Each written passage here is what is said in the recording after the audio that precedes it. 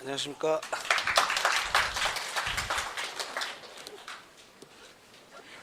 예, 방금 소개받은 이기범입니다. 좋은 일도 있죠. 그 남북 간에 모처럼 평화를 좀 진지하게 정착시켜보자라는 만남이 시작됐고, 예측하기 어려웠던 미국의 트럼프 대통령도 동의를 해서 우리가 살았던 시대와는 달리 우리 아이들은 좀 더 평화로운 한반도에 살 수 있지 않을까, 그런 가능성이 생겨나니까 굉장히 가슴이 벅차고, 그 가능성이 모쪼록 정말 현실로 나타나기를 기원을 합니다. 뒤로는 더 안 가네요. 이게 저 식전 행사입니다. 본 행사가 아니고. 그래서 굉장히 큰 성의를 가지시지 않으신 분이면은 이제 천천히 이제 오시고, 되게 강의 끝날 때 되면 여기가 이렇게 차더라고요. 몇 년 전에 이미 총회에서 그런 경험을 해봐서 당황하지 말고 강의를 하도록 그렇게 하겠습니다. 오늘 제목은 좋은 교육을 하는 공동육아를 위해 꼭 우리가 나눠야 할 얘기라고 그랬는데, 꼭은 뺐습니다, 제가. 뭐 꼭 나눠야 하기까지 하겠습니까? 나누면 좋은 얘기죠. 그리고 전체 부제로 말씀드리자면, 자신의 세계와 공존의 세계를 여는 교육. 그러니까 자신의 힘으로 살 수 있는 그러한 경험을 하는 교육, 그리고 자신의 세계가 있는 사람으로 키우는 교육. 그게 출발이라는 거죠. 우리가 협력, 상생 얘기를 많이 하는데, 이 자생력이 없는 경우에는 다른 사람과 상생하고 협력하는 거는 굉장히 어려울 것 같아요. 우선 자신의 세계가 있고 자생력이 있어야 또 그러한 사람들과 같이 나눔이 있고 협력이 있겠죠. 그래서 공존하면서 우리가 살아야 되는데, 우선은 우리 아이들이 자신의 세계를 열 수 있어야 된다라는 의미에서 자신의 세계와 공존의 세계를 여는 교육, 이렇게 제목을 정했고요. 근데 자신이 잘 살고 더불어 잘 사는 거가 한 20년, 30년 그러고 말면은 대략 아무렇게나 대략 살아도 될 것 같은데, 우리 애들은 100살까지는 살 것 같으죠? 큰 지병이 없거나 사고가 없으면 되게 100살까지 살 것 같고, 여기 계신 분들도 대부분 저보다 젊으시죠? 여기 계신 분들도 한 90살까지는 대략 사시지 않을까. 저는 모르겠습니다. 나쁜 짓을 많이 해서 과도한 흡연, 음주, 커피, 스트레스 이런 걸로 모르겠습니다만, 우리 아이들은 100살까지 살아야 된다는, 길게 살아야 된다는 거죠. 그래서 오늘 드리고자 하는 말씀은 조금 교육에 대한 관점이 좀 바뀌어야 된다.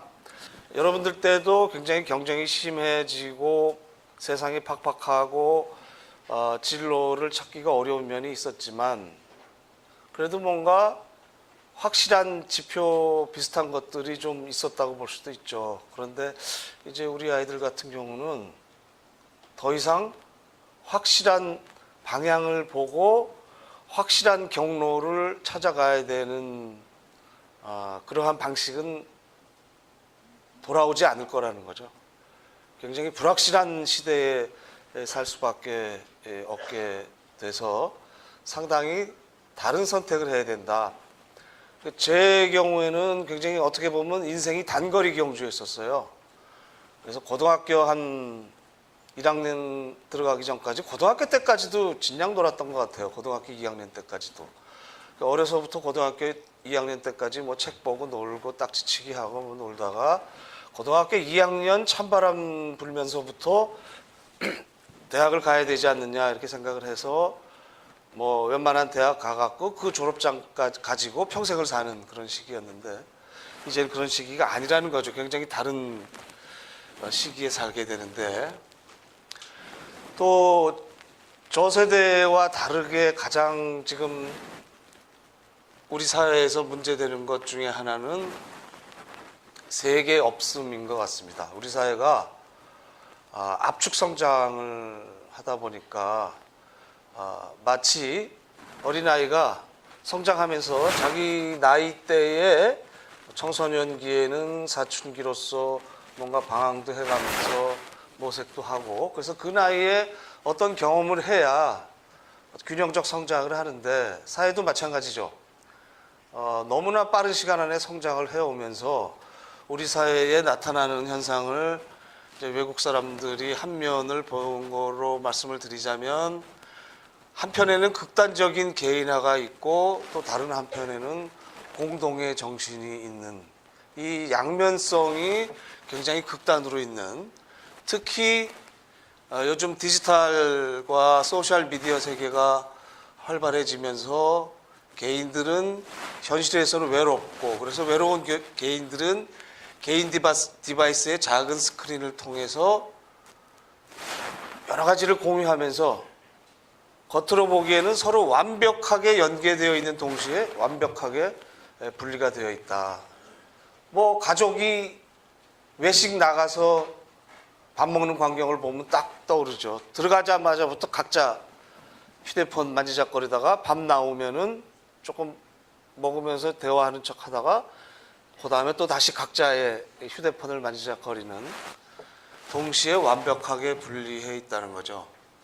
삶의 리듬은 비약적 사회 발전이 있었지만 초고속으로 가속화되고, 각자는 더욱 개인화되고, 고용은 더욱 취약화되고, 경쟁은 더욱 극심화되고, 감성은 사막화되고, 그래서 고독과 소외로 변화를 거부할 힘조차 없는 무력감이다. 대표적인 것이 청년층의 높은 자살률이다.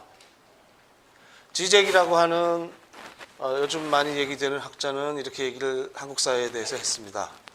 삶의 가치가, 그리고 삶의 의미가 무엇인지에 관한 개인적 탐구, 사회적 탐구가 빈곤하다.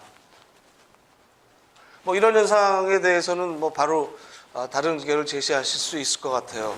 우리가 작년에 위대한 촛불혁명을 경험을 했습니다.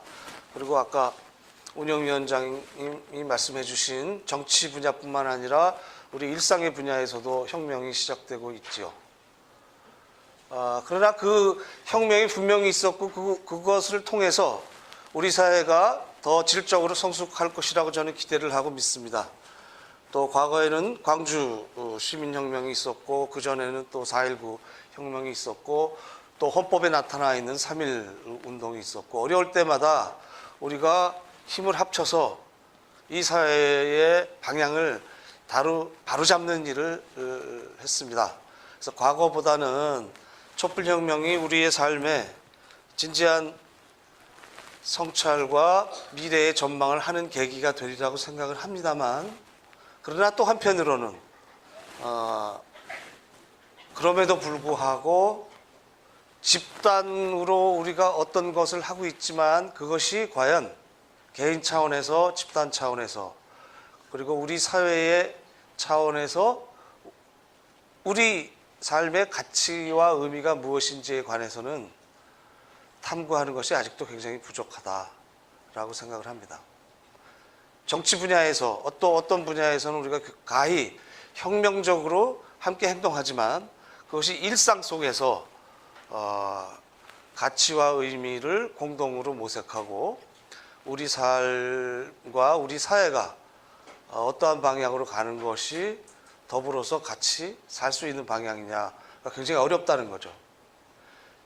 한 예로 최저임금에 제가 이렇게 아침 일찍 강의를 안 하다 보니까 최저임금 올리는 문제에 대해서도 이제 사회적 합의가 굉장히 어렵잖아요, 그죠? 바로 물가 올리는 방향으로 가고, 또 자영업자처럼 오히려 피해자일 수 있는 분들이 자기 자신도 피해자일 수 있는 분들이 최저임금에 대해서 반대하는 현상, 이런 것을 보면 우리 사회에서 인간답게 살 수 있는 최소한의 기준이 어디인가에 대해서조차 아직도 합의하기가 쉽지 않은 그런 상황으로 보입니다. 그것을 지젝이라는 사람은 세계 없음으로 얘기했습니다. 우리가 세계관이 있어야 살아갈 수 있다라고 얘기하고, 세계관은 우리 마음속 어딘가가 있겠죠. 세계 없음이라는 것은 어떻게 보면 우리가 텅 빈 마음을 갖고 살아간다라고까지 얘기할 수가 있습니다. 자, 이런 것들을 한번 보죠. 오바마 질문부터 한번 보실까요? 잠깐 동영상 보시면서 오늘 1시간 반 강의인데 한 30분 정도는 즐거운 동영상을 보시고 40분에서 50분 정도는 제가 말씀드리고 나머지 한 10분 정도 가능하면 질의응답 하시죠. 시작하십니다. 자, 두 가지 영상 보셨죠? 아까 우리 사회의 최고의 엘리트라고 할 수 있고 남들이 얘기하는 굉장히 좋은 대학을 나와서 치열한 시험을 치러서 합격한 기자들이 아마 오바마 대통령에게 그때 현직이에요. 질문 한 번 한 거면은 그 기자의 경력에서는 최고의 경험 중에 하나일 거예요. 그죠? 한국 기자들은 아무도 질문을 안 합니다. 그 돌발적인 일이 아니라 그것의 앞에는 그 사람들의 대학 시절에는 아무도 질문을 안 하는 거죠. 학생이 얘기하잖아요. 원래 수업 시간에는 질문 안 하는 거예요. 라고. 서울대에서 누가 A를 받는가라는 책을 쓴 분이 있으니까 빨리 사보십시오. 우리 아이들을 위해서 A 플러스를 받아야 되니까. 거기 몇 가지가 있죠. 수업 시간 10분 전부터 줄을 서서 맨 앞에 앉아라. 선생님에게 얼굴 도장을 찍어라. 눈 도장을 찍어라. 선생님이 얘기하는 말씀은 농담까지 포함해서 다 필기해라. 질문하지 마라. 선생님이 강의 내용에 대해서 의문을 품지 마라. 그러나 가끔 선생님 연구실은 찾아가고 내 이름을 익히도록 해라. 여러 가지 방식이 있습니다. 다시 말해서 수업 시간에 전달되는 내용을 그대로 스펀지처럼 빨아들이고 거기에 대해서 자신의 문제를 생각할 필요도 없고 거기에 대해서 의문을 가질 필요도 없고 무조건 당연시해서 외워라라는 것이죠. 그것이 우리나라 최고의 명문대학이라고 하는 서울대학에서 A 플러스를 받는 비결이라고 합니다. 자, 또 다른 현상을 하나 보시죠. 우리나라에서 아마 제일 선망하는 직업 중에 하나가 교사죠. 가장 안정된 직업이죠. 교사, 공무원, 대기업 사원 이런 직업들이 아마 되게 시험 봐서 갈 수 있는 직장들 그리고 비교적 정년이 보장되는 직장들 이 가장 선망하는 삶이죠. 선망하는 삶. 어떤 집 아이가 교사가 됐다, 공무원이 됐다. 그러면 굉장히 잘 됐다라고 축하를 해주죠. 이제는 구급 공무원 시험도 굉장히 경쟁이 대졸자들 사이에서도 치열하죠. 자, OECD 국가 중 OECD 또 나오니까 여러분들 또 짜증낼 준비부터 하시겠네요. OECD 통계 중에서 우리가 좋은 게 없잖아요. 자, OECD 회원국들 중에서 15살 아이들에게 물어봤더니 장래 희망이 교사인 응답률이 우리나라가 터키 다음으로 굉장히 높습니다.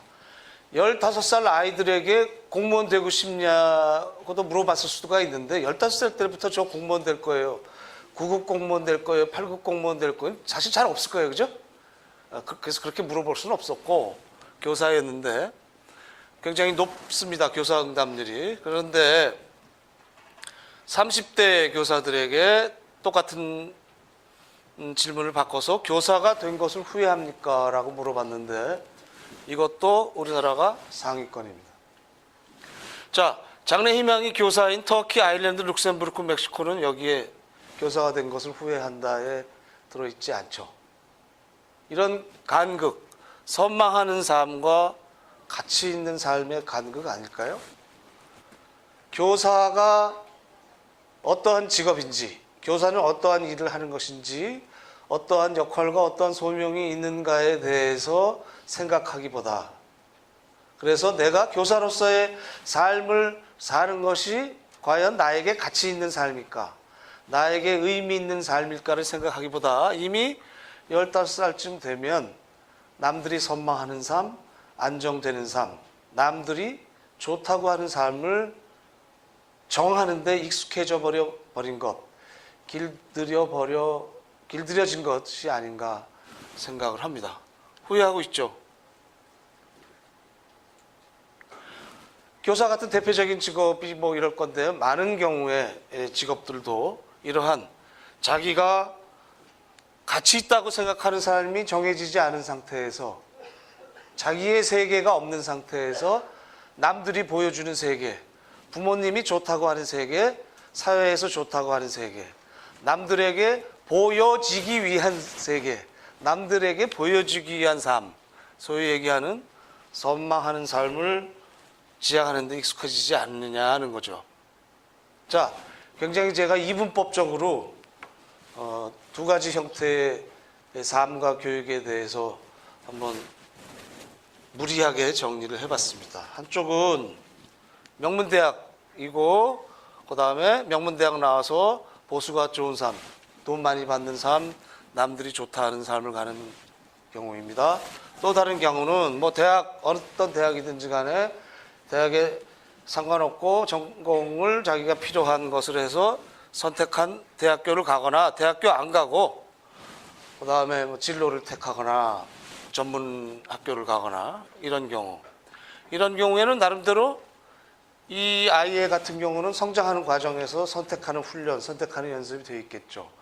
그래서 대학도 선택하고 전공도 선택하고 자신의 삶이 어떠한 모양이 되어야 될지를 선택하고 그래서 이것은 가치를 추구하는 삶이다. 이렇게 얘기해 볼 수 있겠습니다.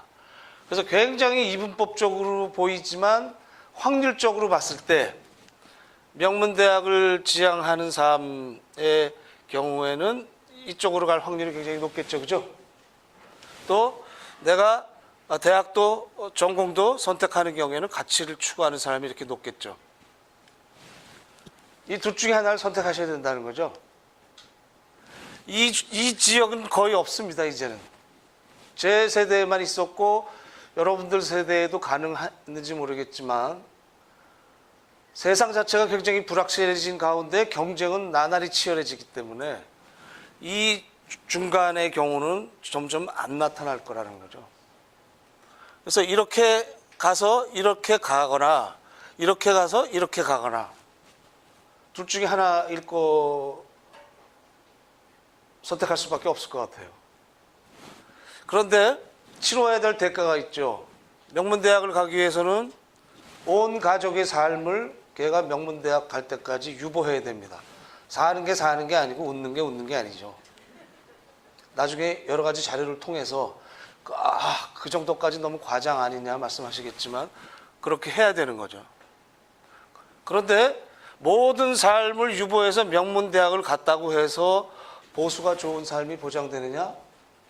또 그것도 아니라는 거죠. 그거에 대한 자료를 오늘 같이 보시도록 하죠. 그러면 남는 선택지는 뭡니까?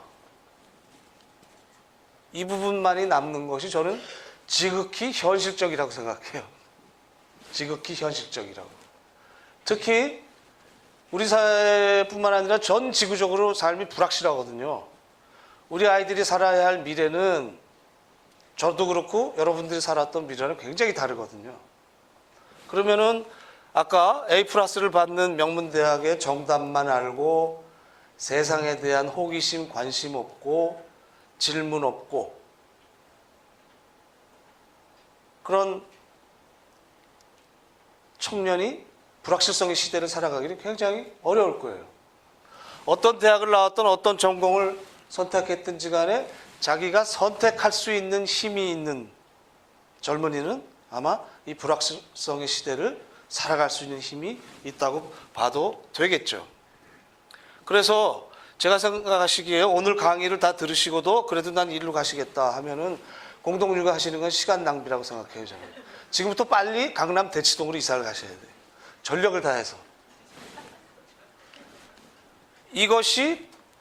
이것으로 안 가고 이것을 가는 것이 우리 아이에게 못할 짓을 하는 것이 아니냐가 아니라는 거죠. 이것이 가장 이상적인 선택이 아니라 현실적인 선택이라는 거죠. 판단은 여러분들이 하셔야 되겠죠.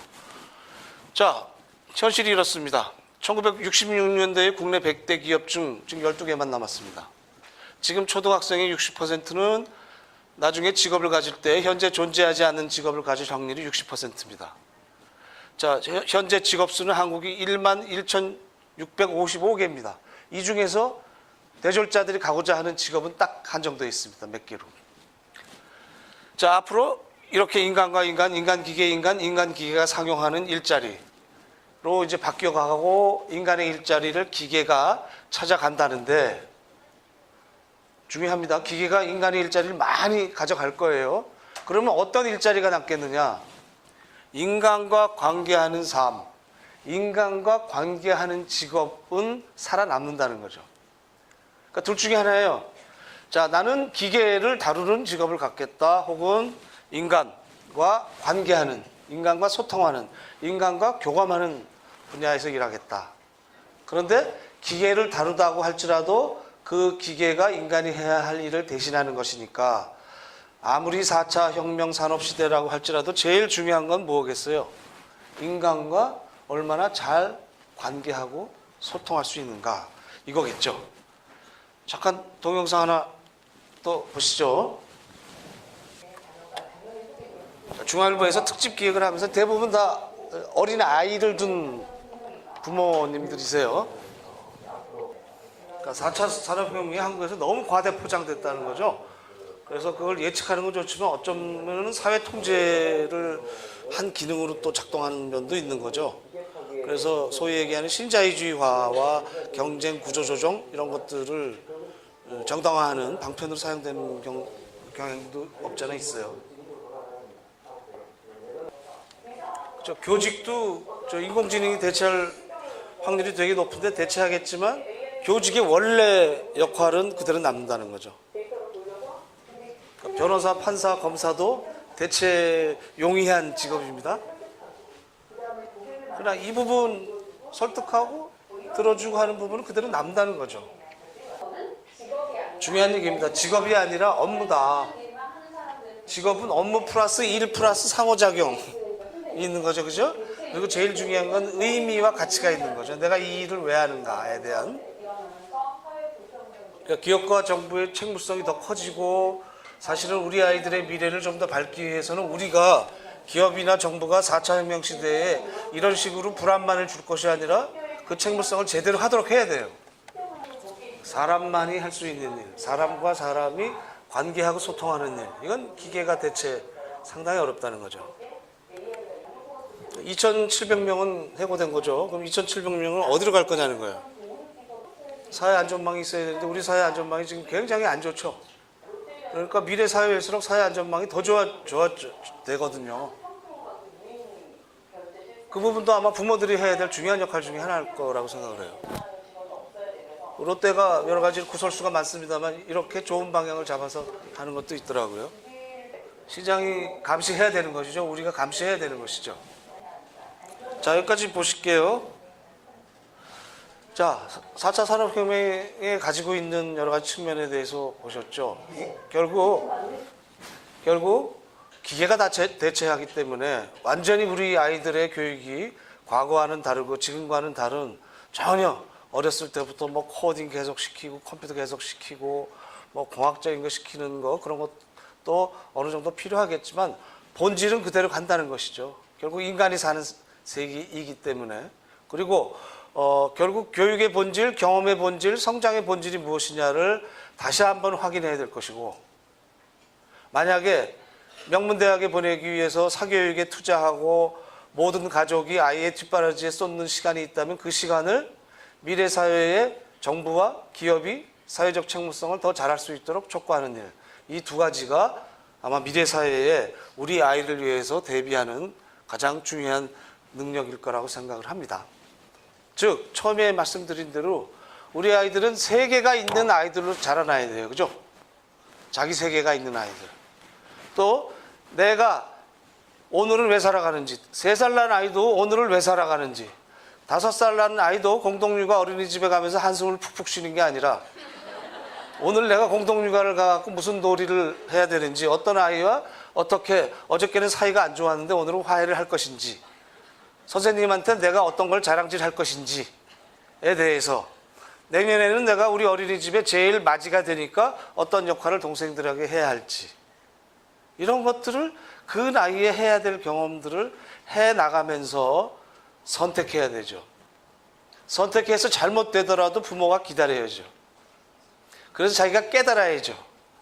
실패해보지 않으면, 결과를 자기가 겪어보지 않으면 선택할 수 없어요. 그렇죠? 그러면 가치와 의미를 탐구할 수 없어요. 아까 나왔던 인터뷰했던 4명의 기자분들도 아마 오바마 인터뷰 때 있었으면 이분들은 질문했을 것 같아요. 그죠? 질문하지 않는다는 거죠. 주변 세계에, 주변 세상에 사람에 대해서 호기심이 없어요. 관심이 없어요. 자기가 경험하고 싶은 것도 없어요. 즐거운 것도 없어요. 경험 안 하고 즐거운 경험도 없으니까 자기가 뭘 잘하는지 그것도 몰라요. 그래서 학생들이 3, 4학년 되면은 진로 상담을 하러 옵니다. 그러면 뭐 정답은 여러분들 잘 아시잖아요. 너는 뭘 좋아하니? 근데 저는 뭘 좋아하는지 잘 모르겠어요. 그럼 다시 물어봐요. 뭘 잘하니? 뭐 별로 못하는 것도 없지만 딱히 잘하는 것도 없는데요. 뭐 대략 다 잘하지. 또 특별히 잘하는 건 없는 거예요. 그런데 자기가 뭘 잘하는지 이상으로, 아는 것 이상으로 중요한 게 뭐예요? 내가 뭘 못하는지를 아는 것도 굉장히 중요해요. 내가 뭘 좋아하는 거를 아는 것 이상으로 중요한 건 내가 뭘 별로 안 좋아하는지 싫어하는지도 중요해요. 그런데 이게 가장 자기 세계를 만들기 위해서 기본이죠. 이런 것들이 있어야 내가 어떤 활동이 가치 있다, 어떤 관계가 의미가 있다는 거를 깨닫게 되잖아요. 그런데 제가 근무하는 대학도 그렇고 몇 개 대학에 있는 학생들이 이렇게 얘기를 해보면은 내가 무엇을 좋아하는지, 내가 뭘 잘하는지, 내가 무엇을 싫어하는지, 내가 뭘 잘 못하는지를 몰라요. 세계 없음이죠? 세계 없음은 경험 없음이에요. 뭘 해본 적이 없는 거예요. 아까 말씀하신 대로 어렸을 때부터 명문대학을 위해서 올인한 거죠. 아무런 기억나는 경험이 없어요. 나를 이해할 수 있는 경험이 없어요. 지금까지는 그렇게 살아서도 로스쿨에 가고 의전원에 가고 또 공무원 시험을 보고 그렇게 했을지도 모르겠습니다만, 문제는 심각해지는 게 뭐냐면 이렇게 생각하실 수 있을 거예요. 우리 아이는 어렸을 때부터 시험 기계를 키우자. 그래서 인생을 시험을 봐서 살게 하자. 이것도 굉장히 제가 보기에는 가용한 선택 중에 하나인데, 취업까지는 될 거예요. 나중에 이직률 자료를 보여드릴 텐데, 그렇게 안정된 직업이라는 공무원이나 공사도 이직률이 굉장히 높아요. 왜? 자기가 선택한 게 아니거든요. 자기 삶의 의미와 그렇게 조율되지 않거든요. 그래서 저는 이 세 가지 힘이 가장 기본적인 거라고 생각하고 우리 아이들에게 해줄 수 있는 최대의 것이라고 생각을 합니다. 자신의 세계, 공존의 세계 말씀드렸죠. 자신의 세계를 만들어가기 위해서는 자생력이 있어야 돼요. 자생력을 키우기 위해서 제일 중요한 건 해보는 능력이에요. 실행하는 것. 뭐든 놀기도 하고 먹기도 하고 싸우기도 하고 멀리 나들이 가기도 하고 좌절하기도 하고 성취하기도 하고 해봐야 알죠. 안 해보면 좋은지 나쁜지도 몰라요. 실행하면 선택 능력이 생겨요. 왜? 결과에 대한 책임을 자기가 져야 되는 걸 알기 때문에. 제가 제일 황당했던 경우는 대학교 4학년 2학기 졸업할 때가 다 돼갖고 학부모님이 찾아오셔갖고 막 펑펑 제 앞에서 우시는 거예요. 왜? 그 학생이 졸업 이수 학점을 다 못 채웠어요. 그러면서 그 어머님이 하시는 말씀, 아버님이라고 할게요. 아버님이 하시는 말씀, 제가 다 책임을 져야 돼요. 왜요? 아버님이 책임을 지세요? 속대교육학과를 제가 가라고 그랬거든요. 졸업까지도 책임을 져야 돼요. 앞으로 계속 결혼도 책임지고 육아도 책임지고 다 책임져야 되겠죠. 그래서 저는 중요한 게 뭐냐, 인지는 AI가 대신해줘요. 인터넷에 다 있어요. 자, 체력을 인터넷이 대신해줘요. 뭐 사이보그 8 뭐 이런 거 있어서 마징가 Z 철인왕 뭐 그렇게 할 수는 모르겠습니다만, 자, 인터넷과 기계가 대신 못하는 게 뭐죠? 감성과 체력이죠. 점점 이제 아시겠지만은 이제 머리가 안 좋아서 못하는 일이 더 많아요. 몸이 안 돼서 못하는 일이 더 많아요. 몸이 안 따라가줘서 못하는 일이 더 많죠. 근데 우리 애들은 몇 살까지 살아야 돼요? 삶의 질은 안 아픈 거잖아요. 그죠? 인지 능력도 어느 정도 있어야 되지만 이 감성 체력이 뒷받침돼야 된다는 거죠. 그리고 상생력, 유대와 협력. 그래서 관계 속에서, 부모 속에서, 또래 속에서, 선생님과의 관계에서 자신의 존재감을 느껴야 돼요. 요즘 젊은이들이 제일 불안해하고 힘들어하는 것 중에 하나가 자기의 존재감이 없어서 그래요. 왜? 자생력이 부족하고 경험이 없고 선택하고 실행할 수 있는 힘이 없으니까 자기 유용성이 굉장히 낮아요. 마지막에 공생력. 공은 공공의 공자입니다. 자, 선택, 우리 아이들이 선택하기 위해서는 선택의 조건에 따라서 선택이 굉장히 달라지죠. 아까 4차 혁명 시대에도 4차 혁명에 적응할 수 있는 개인의 능력만이 필요한 것이 아니라 그 개인들의 선택을 뒷받침해 줄 수 있는 기업과 정부가 굉장히 중요하죠. 우리 아이들은 일하는 인간으로 뿐만 아니라 관계하는 인간, 그 다음에 시민으로서 살아야 돼요. 가족, 또래, 이웃과 함께 살아야 되고, 그 다음에 시민으로서 자기가 살아갈 삶의 여건, 선택의 조건과 구조를 바꿔야 돼요. 이 세 가지, 자생력, 상생력, 공생력, 이 세 가지가 꼭 갖춰야 될 능력이고, 거기에 기초는 뭡니까? 실행이에요. 뭐든지 해보게 하는 거예요. 그래서 선택할 수 있는 힘을 기르는 거예요. 제가 둘째 육아에 실패했습니다. 이걸 잘 못 시켜갖고 아주 제가 지금 그 대가를 치르고 있습니다. 이 내용 자세히 좀 아시면 좋겠죠? 좀 팔더라고요, 책을. 에밀에 보면은 굉장히 자세하게 나와 있습니다. 자, 공생력. 야, 시민으로서의 삶을 그럼 우리 공동육아 애들 3살 애한테도 어떻게 가르치냐? 가르칠 수 있다는 거죠. 애들은 경험한다는 거죠. 초보적인 형태이지만 이 세 가지 힘은 사실은 생후 10개월 아이에서부터 이미 발달하고 있다는 거예요. 그걸 세심하게 관찰하고 파악해서 아이의 관심이 시작되면 그걸 추동하는 것, 그것이 부모와 선생님들의 역할이지, 어느 나이가 되면은 뭐가 시작되고 어느 나이가 되면은 이 추상적 사고를 하고 그렇지는 않다는 것이 최근의 연구들입니다. 자, 보세요. 요즘 영양교육이란 말 많이 쓰실 거고 NSC라고 해서 우리나라 표준 역량 다 중등교육뿐만 아니라 대학교육도 거기에 맞추고 있어요. 그것의 시초가 데세커 프로젝트라고 OECD에서 한 18년 전부터 2000년대 초반부터 시작한 것인데, 역량을 3가지로 구분해요. 사회적 상호작용 능력, 자율적 행동 능력, 도구를 통한 상호작용적 활용 능력. 자, 제가 말씀드렸던 자생력도 요 안에 정치 시민 생활에서의 참여, 인생 설계 능력, 자율성, 사회적 상호 능력은 협동력, 인간관계력, 갈등관리 능력. 자, 4차 산업혁명 시대를 예견하고 OECD가 2000년도 초반에 이것을 제시를 해서 이런 역량이라는 것은 아는 것이 아니라 할 수 있는 능력이에요. 알면 소용없어요. 할 줄 알아야 돼요. 그런 교육을 하자는 것인데, 도구의 상호작용적 활용 능력이 있습니다. 도구는 무엇을 위해서 필요하죠? 상호작용을 위해서 필요해요. 상호작용을 위해서. 그런데 보세요. 기술 사용 능력, 지식 사용 능력, 문자 사용 능력, 정보 사용 능력, 수리력, 독해력. 자, 우리 사회는 뭐에만 열중하고 있어요? 여기만 열중하고 있죠. 이 부분에 대해서는 무관심해요. 여기만 열중하고 있는데 이거의 목적은 뭐죠? 상호작용을 위해서요. 이거의 목적은 사회적 상호작용과 자율적 행동 능력을 기르기 위해서 필요한 거예요.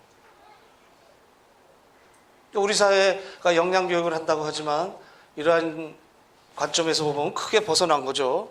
자, 우리나라 교육과정 좋아요. 잘 만들었어요. 이것에 보면은 부합돼요. 보세요. 6대 핵심 역량을 기른다고 해요. 심미적 감성, 자기관리, 지식정보 처리, 창의적 사고, 공동체, 의사소통. 좋죠? 학교 가서 애들이 이걸 배워요? 안 배우죠. 왜? 실제 세계와 실제 사람과 교실이 차단되어 있죠. 점점 대학 입시에 가까울수록 이건 더 무시되고 초등학교 수준에서도 상당 부분 이런 부분들이 무시되고 있고 어디로만 가고 있어요. 아이고 미리 예고편 보여드리면 안 좋은데 그냥 요 목적은 잊어버리고 기술 사용, 지식 사용, 문자 사용, 정보 사용, 수리력, 독해력 이 목적이 상호작용을 위한 것이라는 것은 무관하게 이것 자체만 단편적으로 늘리고 있는 현실이라는 거죠. 그렇게 해서 살아갈 수 있겠는가? 아니라는 거죠. 그래서 당장 대학만 들어가면 그걸로 인생 끝이다가 아니라 100살까지 어떻게 살아가야 될 것인가를 위한 계획을 세우고 그것을 하셔야 될 텐데요. 자, 보세요. 그러면 자생력, 상생력, 공생력을 기르기 위해서 뭐가 제일 중요한가? 이게 학습의 피라미드라는 겁니다. 그래서 2주가 지났을 때 어떤 형태의 학습을 하면 그것이 기억에 남는가에 대한 것을 조사해서 정리를 했습니다. 자, 2주가 지나서도 기억의 90%가 남는 것들은 우리가 실제로 해보거나 우리가 말한 거, 실제로 하거나 실제로 말한 거는 2주 후에도 90%가 남아요, 기억에. 실제로 해보는 것, 혹은 하다못해 시뮬레이션이라도 하는 것, 혹은 역할놀이 같은 것을 하는 것. 70% 우리가 말한 것은 70%가 남아요. 토의하는 거, 발표하는 거. 그 다음에 우리가 듣거나 본 것은 50%가 2주 후에 기억에 남아요. 자, 30%는 우리가 본 것의 30%가 기억에 남고 우리가 들은 것의 20%가 기억에 남고 우리가 읽은 것은 2주 후에 몇 퍼센트가 남아요? 10%. 자, 오늘 들은 거 다 잊어먹으실 거죠? 2주 후에. 듣기만 했으니까. 그러니까 듣기만 하고 끝나신 게 아니라 바로 뭔가 하셔야 되는 거예요. 자, 그러면 90%가 기억에 남는다. 학습의 효율성을 위해서 이상적인 거 생각하지 말고 학습의 효율성을 위해서는 90%가 기억에 남는다고 한다면 5살 난 아이건 10살 난 아이건 15살 난 아이건 어떻게 해야 돼요? 실제로 해보게 해야 되죠. 그래서 뭐 프로젝트 수업, 뭐 PBL이고 뭐 프로블럼 베이스드 러닝이고 뭐 여러 가지를 합니다. 그러면 우리 공동육아 아이들에게 뭘 해줘야 돼요? 놀아야죠. 노는 거죠. 어른들이 되면은 영화도 보고 책도 보고 뭐 대학생이 되면은 이렇게까지는 안 가도 이런 read, hear, see 이런 거를 대체할 수 있겠지만 어릴수록 어떻게 되는 거예요? 이게 절대적인 거예요. 해보고 말하고 경험하고 겪고 그것을 겪은 경험을 이야기하고 이게 절대적인 거죠. 나이가 먹을수록 이쪽으로 더 가도 돼요. 그러니까 애들에는 놀려야 돼. 뭐 이런 괜히 당위적인 얘기가 아니라 효과적인 학습을 위해서 아이들은 놀아야 되는 거예요. 그거는 이상적인 얘기가 아니라 놀아야 학습하는 인간이 돼요. 경험하는 인간이 돼요. 그래야 자기의 스스로 할 수 있는 힘을 기를 수 있고 선택하는 힘을 기를 수 있고 자생력이 있어야 다른 사람과 더불어서 지낼 수 있어요. 놀이가 굉장히 중요하다는 거죠. 그것은 나이가 지나면 20살 돼갖고 대학생 돼갖고 놀자. MT 가면은 학생들이 굉장히 잘 못 놀아요. MT 가면. 직장 들어가서도 얼마나 별로 재밌으신지 모르겠어요. 공동육아 부모님들은 잘 노시죠? 회의가 너무 길어져서 회의를 줄일 수 있는 방안을 토의하느라고 새벽 3시까지 회의를 하시면서 회의를 빙자하지만 사실은 노는 거야. 그래갖고 공동육아가 싫은 이유 중에 하나가 부부관계가 안 좋아져서 뭐 이런 이유도 있어요. 자, 공동육아는 놀기만 하냐라는 질문을 가끔 받아요. 놀기만 해야 돼요. 놀아야 돼요. 놀고 그 다음에 초등학교 들어갈 즈음 해서 문자, 숫자 이런 거 정도를 깨우쳐서 들어가야 되는데 왜 놀아야 되느냐? 그 시기가 지나면은 그 놀이는 그 아이의 발달에 별로 도움이 안 되는 거예요. 7살, 8살에 놀아야 되는데 15살에 가갖고 같이 소꿉놀이 하자. 청소년 때에 뭔가 방황을 해야 되는데 대학교 3학년이 돼갖고 요즘 제가 굉장히 꿀꿀하고 외로워요. 그 나이 때 해야 될 경우는 그 나이 때 해야 되고, 그것은 말로 듣는 게 아니라 실제로 자기가 해봐야 되는 거죠. 놀이는 태어나자마자에서부터 중등 연령까지가 엄청 발달하는 것 같아요. 그때 놀아봐야 돼요. 근데 우리 사회에서는 기본적으로 엄숙사회여갖고 놀이에 대한 고정관념이 있어요. 너 좀 놀아봤냐? 그러면 좋은 느낌이에요, 나쁜 느낌이에요? 놀고 있네. 저희들 놀고 있습니다. 별로 안 느낌이죠. 놀아본 언니, 놀아본 오빠, 이거 다 안 좋은 느낌이죠. 고정관념이 있어요. 놀기만 한다 그러면 뭔가 죄의식이 느껴져. 진작 놀아야 돼요, 근데 아이들이 논다는 것은 아동기에만 있는 독특한 선이에요. 이걸 통해서 인지도 발달이 돼요. 아까 그림에서 말씀드린 것처럼 읽기, 쓰기, 듣기를 통해서 인지 발달을 하는 것이 아니라 그건 고등학생, 대학생, 대학원생이 되면 하는 거예요. 아이들은 어떻게 해요? 그 나이에 맞는 놀이를 통해서, 활동을 통해서, 직접 경험을 통해서 인지 발달도 해야 되는 거죠. 그래서 아동기 특유의 선이 있어요. 이건 아동기 때 꼭 있어야 돼요. 상상력, 친구 사귀기, 체력 발달. 아동기 때 제일 중요하죠. 사랑과 신뢰 형성. 이것도 아동기 때 있어야 될 것이고, 이것이 결핍되면 대단히 심각한 것이죠. 사람은 사회가 그 나이대가 지나면은 돌이키기가 불가능한 것은 아니지만 굉장히 어려워요. 공개 강연에서 말씀드리기 좀 조심스러운 사례인지 몰라도 스포트라이트라는 작년에 아카데미상 받은 영화가 있었죠.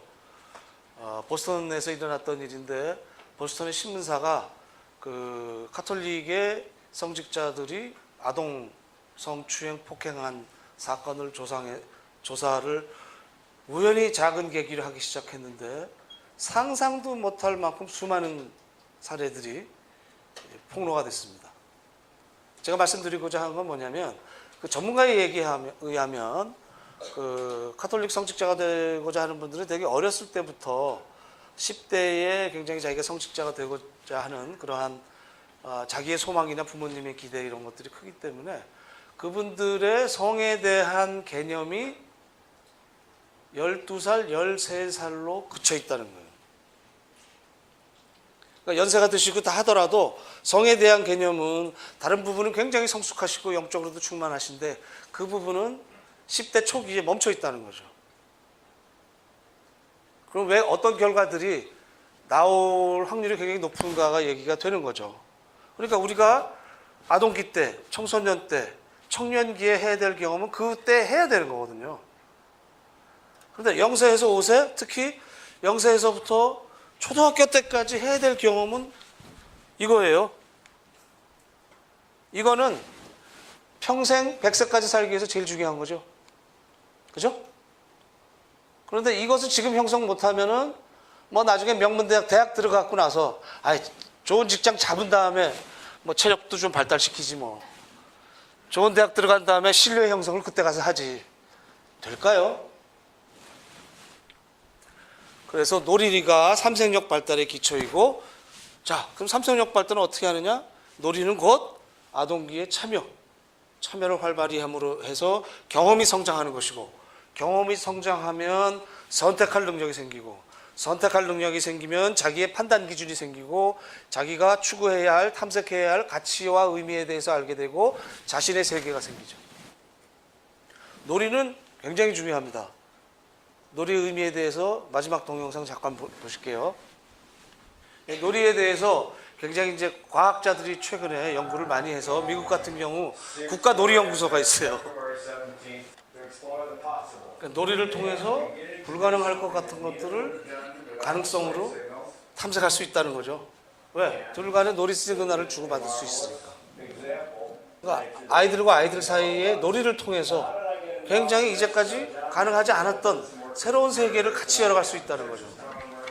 그러니까 연쇄살인범들 연구하다가 그 성장기를 연구하게 됐고, 그러면서 놀이의 중요성에 대해서 어렸을 때 놀이를 안 해보고 놀이를 통해서 신뢰 형성과 관계 형성이 안 된 경우에 놀이의 부재가 정상적인 발달을 지극히 억압한다라는 거예요.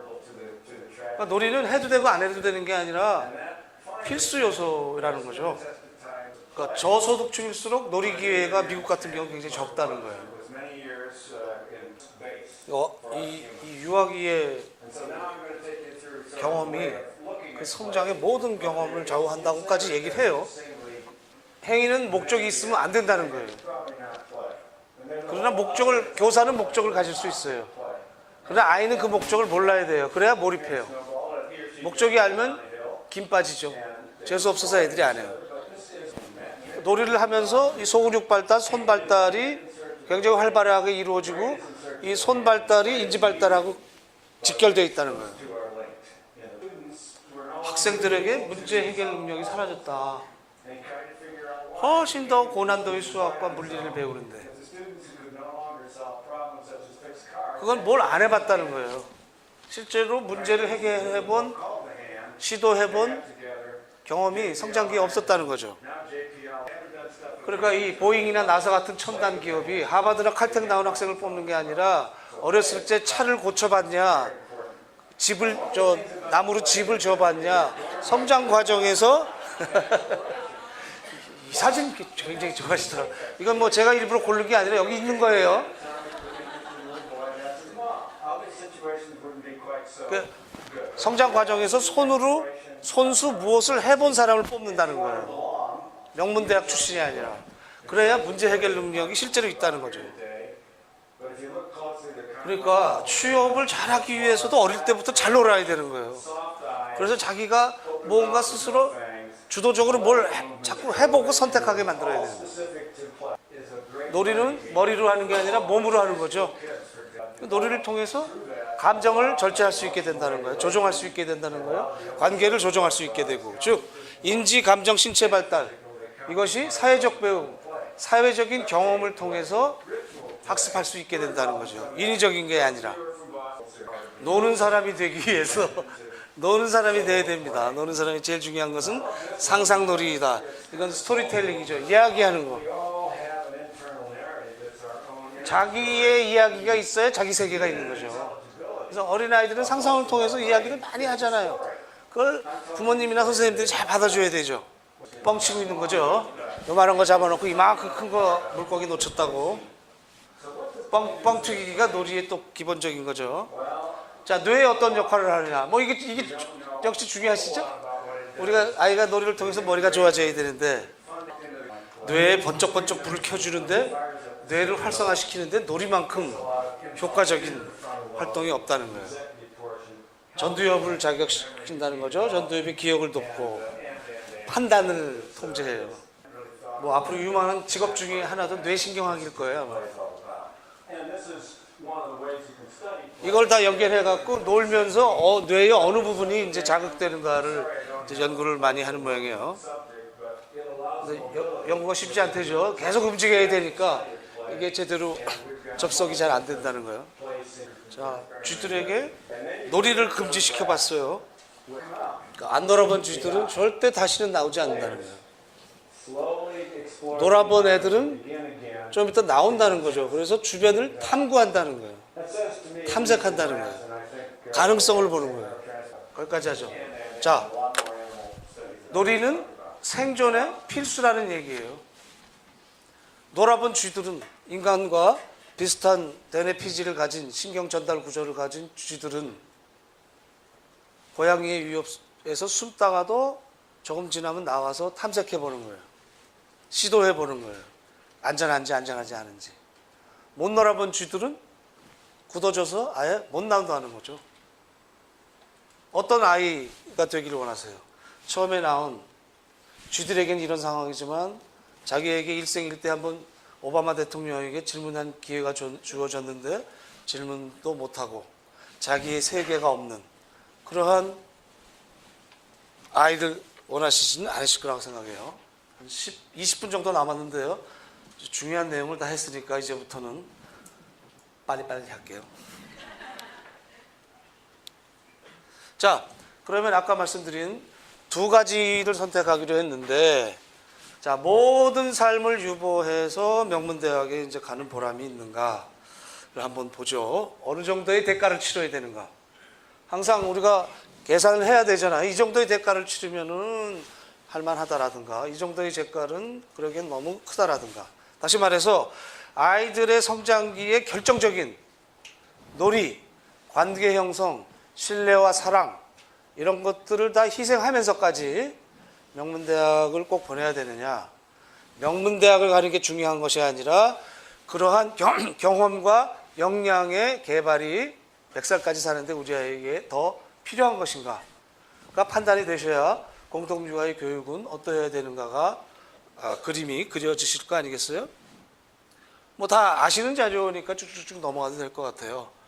특성화고, 일반고, 자율고, 특목고에 다니는 학생들의 가구소득 분포, 너무 자기 소득하고 견주어서 보시면은 지금부터 속상하니까 그냥 자료로만 보세요. 굉장히 차이가 크죠? 거의 극과 극이에요. 특목고하고 특성화고는 같은 특자지만 소득이 굉장히 차이가 납니다. 자, 서울의 경우입니다. 아파트 가격하고 1000명당 서울대 들어가는 학생 수하고 차이가 어떻게 돼요? 자기가 사는 아파트 가격, 그 아파트가 한 달에 1년에 얼마만큼 상승하는가의 비율하고 1000명당 서울대 가는 학생 수가 비례합니다. 이거는 한 8년 전 자료인데요. 7억 이상의 아파트 거주의 경우 1000명당 25명이 서울대 진학하고 1, 2억 아파트의 경우, 지금은 1, 2억짜리 아파트 서울 시내에 거의 없죠. 1, 2억 경우에는 서울대 6명을 가게 됩니다. 참고로 저는 여기 살고 있습니다. 그러니까 서울에서 사시더라도 우리 애를 서울대에 보내시려면 지금 기준으로 보면은 15억 정도의 아파트에는 사셔야. 자, 아버지 직업 분포. 외고와 일반고로 구분해 봤을 때 외고 아버지 직업 분포의 51%는 소득 상위 직군이에요. 일반고의 대개 47%는 중위군. 그러니까 외고에 진학시키고 싶으시면 적어도 연소득이 1억 5천으로 늘리세요. 어머니들도 웃으실 일이 아닌 게 아버지만 그런 게 아니라 외고로 보내려면 외고를 보내는 어머니의 65.9%는 전업주부예요. 실업계를 보내는 어머니들은 40%, 50%가 일을 해요. 그러니까 지금부터 특목고 보내려면 일을 그만두세요, 어머니들. 자, 연간 평균 학비, 뭐 국제고서부터 일반고까지 뭐 차이가 900만 원 가까이에서 100만 원 가까이, 거의 9배 차이가 납니다. 서울대 입학생의 고교 유형별 비율, 수능 응시 비율은 일반고가 90%죠. 나머지 자사고하고 특목고가 10%밖에 안 되는데, 자, 합격 비율은 어떻게 되죠? 거의 50, 50이에요. 그러니까 그만큼 차이가 큰 거죠. 서울대 얘기만 해서 미안합니다. 뭐 연고대도 있고 다 뭐 또 대전대학교, 충남대학교 다 있겠습니다만 하여간 있는 자료가 그것밖에 없어서요. 서울대 합격자 출신 고교 1등부터 30등까지를 뽑았는데 1등부터 30개 중에서는 특목고 자사고가 25개고 일반고가 6개예요. 일반고 6개 중에서 서울 강남 3개, 목동 1개, 수지 1개, 지방 1개. 지방 1개 경기 어딘지 궁금하세요? 안산 동산고등학교. 빨리 글로 가실 거예요? 자, 여기 아파트 값이 왜 이렇게 비싼지 아시겠죠? 자, 지역균형. 이거는 그래도 공평하게 뽑는다고 해요. 지역균형에서도 서울의 강남, 비강남이 합쳐서 28%고 전국 중에서 강남 학생들이 6%예요. 지역균형 선발에서도. 수능 성적이랑 무관하게 뽑는 직윤 전형에서도 이래요. 신입생 출신 지역 어떠세요? 뭐 서울이 압도적이죠. 경기가 그 다음이고 지방은 어떻게 뭐 부산, 대구, 경남, 충남 뭐 기타 지역 뭐 아주 굉장히 찾기도 어려워요. 가시적으로 차이가 많이 나네요, 그죠?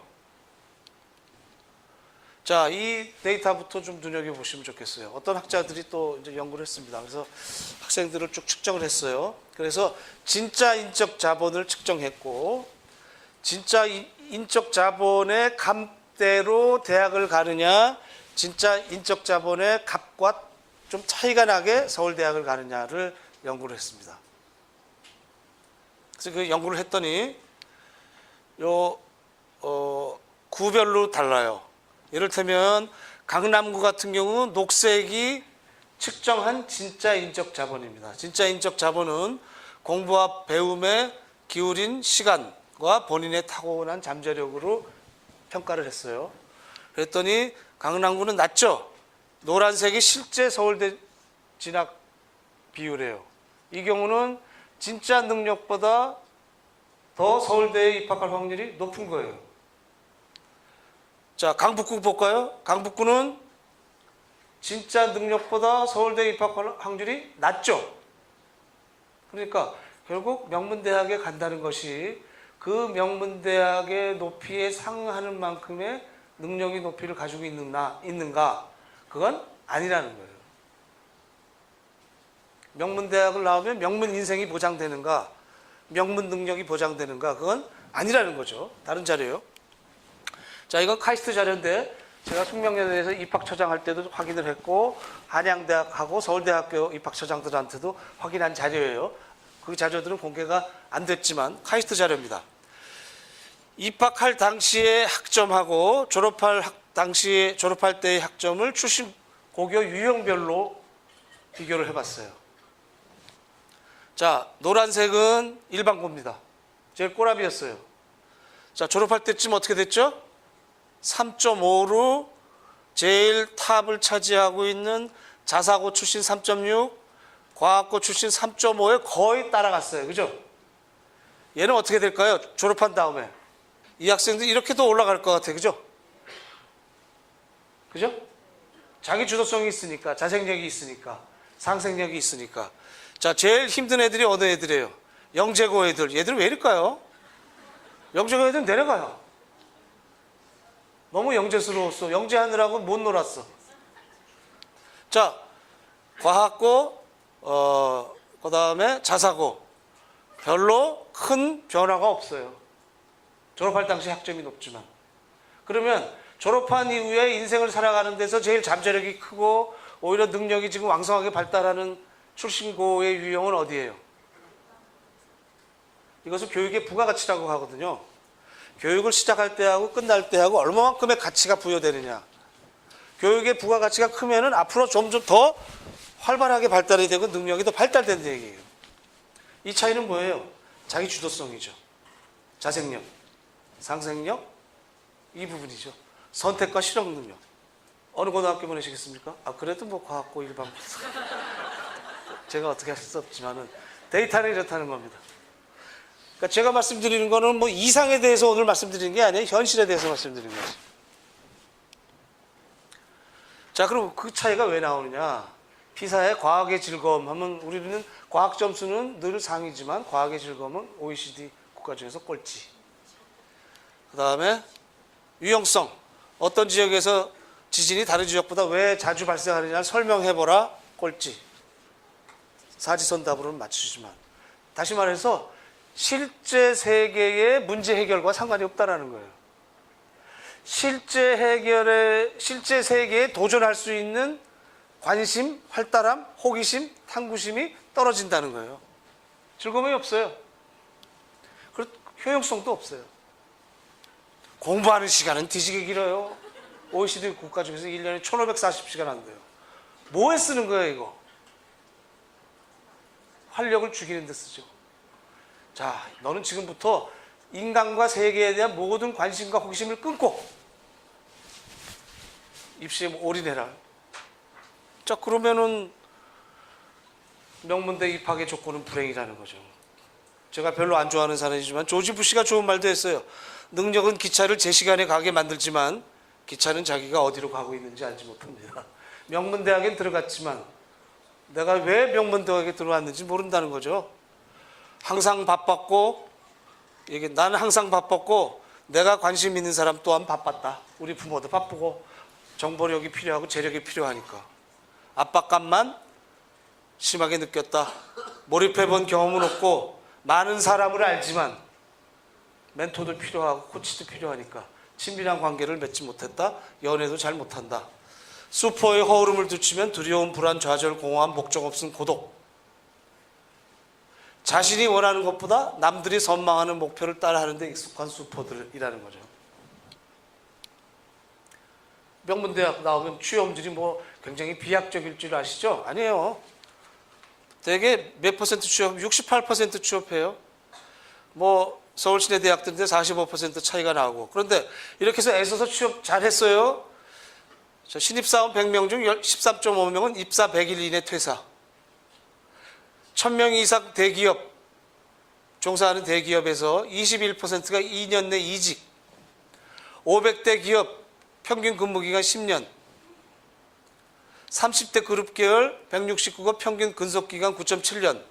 공기업, 한국전력 등 평균 근속연승 15년, 은행 14년. 국내 2014년 평균 퇴직연령은 52세. 지금 아마 45세, 여러분들 때는 아마 40세까지도 낮춰지고 그 이후로 2번, 3번 직업을 바꿔야 되죠. 이렇게 명문대학 나와서 좋은 대기업에 들어가도 1년, 2년, 3년 안에 30%가 나가요. 근데 어디로 갈까요, 이 학생들은? 뭐 삼성 갔다 LG 갈 수도 있어요. 약 오르게. 그러나 대부분 경우 이 학생들은 어떤 선택을 한 거예요? 모든 삶을 유예하고 시험에 길들여진 거죠. 자기가 선택해본 경험이 없는 경우예요. 그러면 2차 선택, 3차 선택하기는 상당히 쉽지 않을 거라고 생각해요.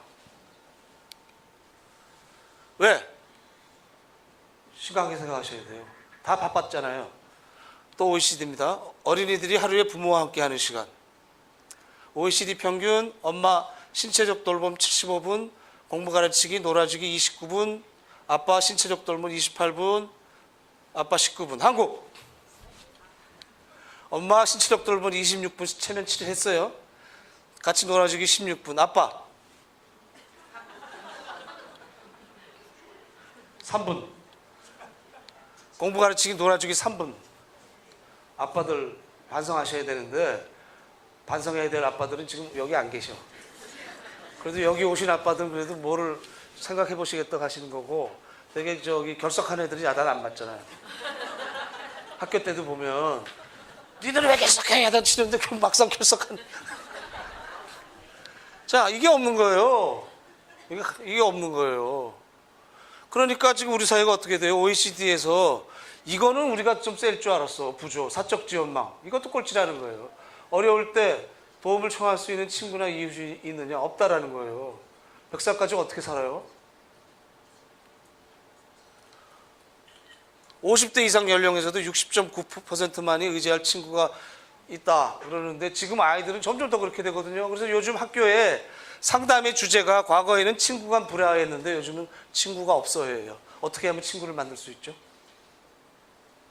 그러니까 우리가 사회가 총체적으로 가족에서부터 학교, 또래 관계 이런 것들이 기초가 다 없어져 버린 거예요. 그래서 교육 투자 수익률에 대한 생각을 바꿔야 돼요. 자, 이만큼 시간과 돈을 투자했으니까 거기서 얼마를 얻느냐. 과거에서는 명문대학을 간다, 좋은 직장에서 보수를 얻는다 했었어요. 이제는 아니에요. 그 수익이 뭐냐, 이 아이가 얼마만큼 유연한가, 불확실성에 대처할 수 있는가, 얼마만큼 행복하냐, 만족하느냐, 얼마만큼 의미 있는 관계를 맺느냐, 이것까지도 생각해서 궁극적으로는 3가지 힘을 기르는 것, 자기와 공존의 세계를 기르는 것이 관건이라는 거죠. 이렇게 우리의 관점이, 발상이 바뀌어야 되는 겁니다. 그래서 놀이인데 그 놀이의 성격은 뭐냐? 놀이를 왜 하는 거냐? 참여와 상호작용을 위해서 하는 거예요. 그래서 아동들은 선택과 참여를 통해서 자신의 이익, 선호, 가치를 파악해서 자기 이해를 증진하고 자기가 좋아하는 것, 자기가 싫어하는 것, 내가 의미 있는 것, 가치 있는 것, 자기 이해를 증진해야 자기 실현을 추구할 수 있어요. 자기 이해가 없으면 선택을 못하고 자기 실현이 불가능하죠.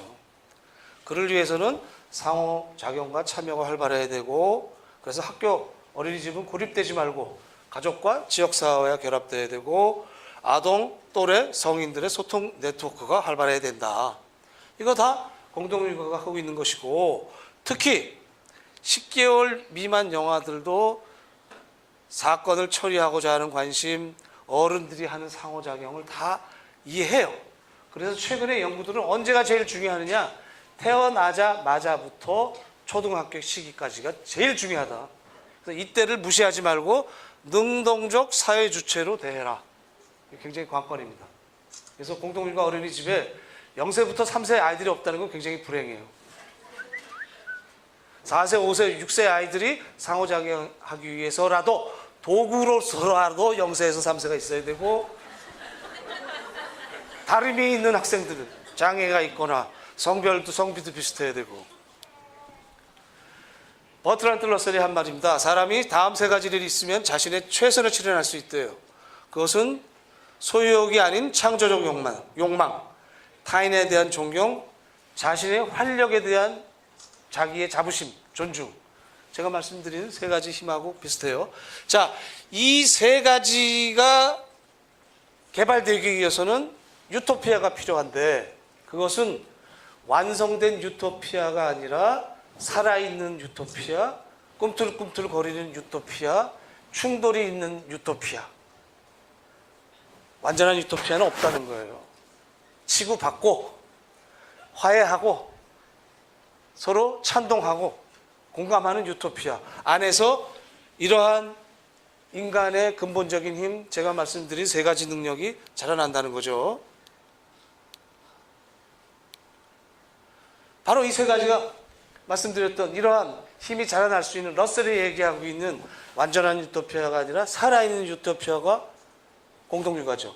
그렇게 되자고 우리가 모인 거 아닙니까? 그래서 공동육아에서 자생력, 상생력, 공생력이 갈 수 있는, 공동육아의 아이뿐만 아니라 어른들도 시민사회에 참여해야 되는 것이고, 지역 공동체에서 상생력을 길러야 되는 것이고, 어린이집은 뭐예요? 확장된 가족 공동체죠. 자생력을 길러야 되는 것이고. 우리나라 사람들이 의외로 공동체에 참여하지 않아요. 일본 경우에 비연고적 자발적 결사체에 참여하지 않는 비율은 일본 30%인데 한국은 80%예요. 굉장히 그렇기 때문에 극도의 개인화와 아니면 극도의 패거리화로 쏠리기 쉽다는 거죠. 자, 공동육아 잠깐 요 얘기만 5분 하고 마치겠습니다. 공동육아를 몇 년 전에 아까 운영위원장님이 이거 하셨던 연구인데 아직도 쓰고 있습니다. 새로 연구해 주세요. 네. 그 선택한 동기를 물어보면서 우리가 아이들의 삼생력을 활기차게 격려할 수 있는 유토피아인가 한번 보죠. 선택한 주된 동기는 자연 친화적 교육 활동 외에는 두 번째가 공동육아 이념에 동의한다예요. 그죠?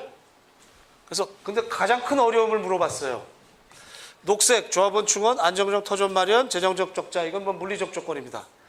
보라색, 부모들의 낮은 참여, 아빠들의 낮은 참여, 이사회 선출, 이사장 선출. 오늘 이사장도 오셨는데, 좋은 거는 다 같이 하는데 이사장은 네가 해줘.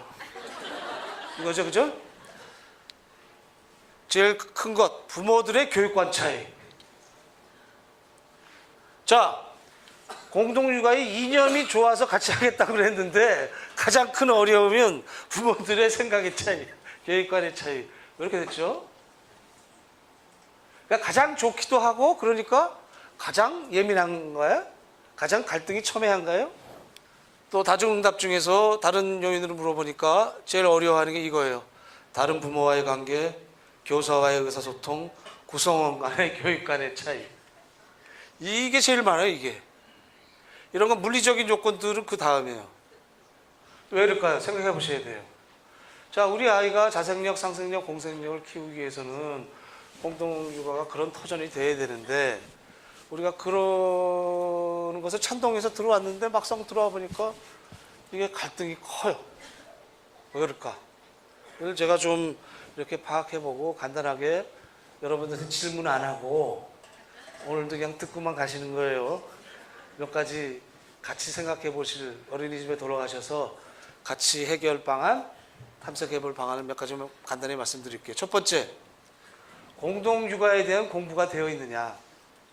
공동육아가 추구하는 목표는 뭐고, 공동육아는 어떤 교육을 하고 있고, 공동육아에서 부모들은 교사와 어떤 식으로 협업해야 되느냐에 대한 사전 이해와 그리고 이해에 따른 결심이 되어 있느냐는 거죠.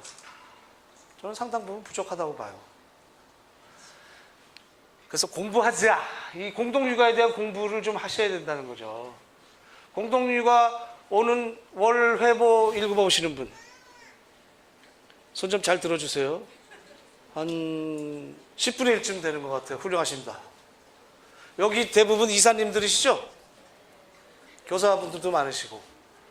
공동육아에서 월간 회보 중요하죠. 다른 어린이집에서 뭐 해야 되는지, 요즘 육아 교육과 관련해서 중요한 일이 뭔지. 그러니까 우리가 얼마만큼 공동육아에 대한 공부를 하냐는 거예요. 공동육아에 대한 공부를 하면서 우리가 공동육아에 대해서 토론을 하고 갈등이 생기는 거냐는 거죠. 다음에 두 번째는 뭐냐? 우리는 굉장히 합리적이라고 생각해요. 공동육아 하시는 분들은 올바른 생각을 가지고 계시고 우리 사회에서 굉장히 반듯한 판단을 하시는 분들이 오세요. 그런데 그것이 오히려 덫이 될 때가 있어요. 그래서 나는 굉장히 올바른 말을 하고 합리적으로 사고한다고 하는데 실제는 안 그래요. 우리는 어떻게 생각하느냐? 직관적으로 생각해요. 감정으로 먼저 생각하고 그 감정으로 판단한 걸 뒷받침하기 위해서 그 다음에 이제 이성을 발휘해요. 우리는 코끼리를 타고 기수가 코끼리를 조종하는 것 같지만 코끼리가 가고 싶은 대로 가는 거예요. 직관이, 감정이 먼저라는 거예요. 그래서 우리가 공동육아에 대해서 회의를 할 때면 나는 굉장히 합리적이고 이성적이고 정의롭게 얘기하는 것 같지만 사실은 편파적이고 굉장히 감정적으로 얘기한다는 거죠. 그리고 그 다음에 이유를 대요. 사람들을 수없이 조사해 본 거예요. 자, 어떤 상황이 있을 때에 우리가 생각을 하고 판단을 해야 되잖아요. 이런 경우는 거의 안 일어나요. 어떻게 일어나? 바로 감정적으로 판단해요. 감정이 작동해갖고 판단한 다음에 이유를 만들어요. 그럼 어떤 경우는 많이 일어나느냐? 다른 사람의 판단을 가지고 자기가 감정으로 가서 판단으로 가든가, 다른 사람이 설명하는 거를 자기가 직관적으로 판단하는 건 있어요. 지금 무슨 얘기냐? 나 혼자 판단하면 굉장히 감정적으로 치우쳐서 판단한다. 그러면 중요한 건 뭐예요? 다른 사람이 이성적으로 하는 얘기를 우리가 좀 듣는다. 회의 때 그럼 뭐가 필요한 거예요? 내 얘기를 굉장히 스스로 신뢰하면서 주장하는 것보다는 다른 사람의 얘기를 듣는 거가 굉장히 필요하겠다. 그러므로 해서 내 감정적인 의견이 좀 더 합리적인 의견으로 바뀔 수 있다는 거죠. 듣는다. 다른 사람을 우선 존중해 준다와 더불어서 같이 중요한 것 중에 하나가 이겁니다. 보수와 진보가 중요하다고 하는 생각, 가치의 차이가 있다는 거예요. 미국 경우이기 때문에 우리나라 차이가 있지만 대체로 비슷합니다. 자, 보수와 진보가 거의 비슷하게 가치를 두는 것은 돌봄, 자유, 공정함이에요. 그런데 여기에 충성, 조직에 대한 책무성이죠. 그 다음에 권위에 대한 존중, 그 다음에 고결함, 그 다음 고귀함, 이런 거에 대한 것은 보세요. 어느 쪽이 높고 어느 쪽이 현저하게 낮아요. 보수 쪽이 현저하게 높아요. 진보가, 다시 말해서 내가 어떤 이 조직에 대해서 내가 좀 불편함이 있더라도 조직을 먼저 생각한다라든가, 혹은 자, 이 공동체 안에서도 그래도 연차도 있고 이사장도 있고 권위가 있기 때문에 일단 권위 있는 사람들의 의견을 존중해줘야 된다든가, 혹은 어떻게 행동하는 것이 명예롭고 점잖고, 이것에 대한 견해가 현저하게 낮다는 거예요. 함께 생활하기가 쉽지 않다라는 거죠. 그러니까 비교적 진보적인 생각을 가지신 분들이 공동체를 하는데 이 가치가 굉장히 부족할 수 있다는 것에 대해서 생각해 볼 필요가 있을 것 같습니다. 마지막입니다. 생텍쥐베리가 한 말인데 인간의 대지에 비슷한 얘기가 나옵니다. 어른과 아이가 함께 해야 됩니다. 상생력, 자생력, 상생력, 공생력을 기를 수 있는 유토피아가 되기 위해서 당신이 배를 만들고 싶다면 사람들에게 목재를 가져오게 하고 일을 지시하고 일감을 나눠주는 일을 하지 마라. 대신 그와 그녀들에게 저 넓고 끝없는 바다에 대한 동경심을 키워라. 동경심, 열망, 의욕, 관심, 호기심, 그것을 위한 시도, 시행착오, 선택, 동경이 있어야 그런 것들이 나오겠죠. 그러니까 교육이라는 것은 뭡니까?